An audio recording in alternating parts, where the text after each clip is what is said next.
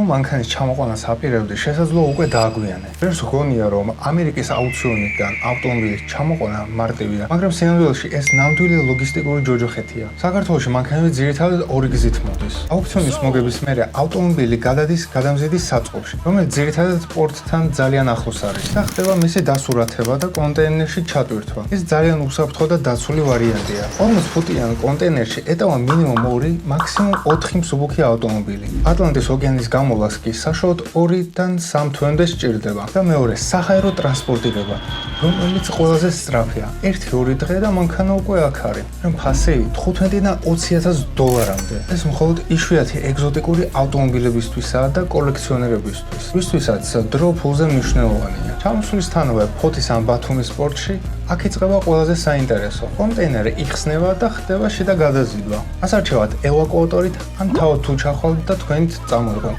თუ რა თქმა უნდა მანქანა running drive-ია.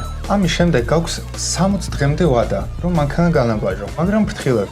თუ აქამდე 2013 წლამდე გამოშვებულ მანქანას გრძალავდნენ, 2026 წლის აპრილიდან ეს წესი იცვლება და 6 წელზე ძველ მანქანას საქართველოში ვეღარ დაარეგისტრირებ. ასე რომ სანამ ბიც გააკეთებ, კალენდარს და გამოშვების წელს კარგად დააკვირდი.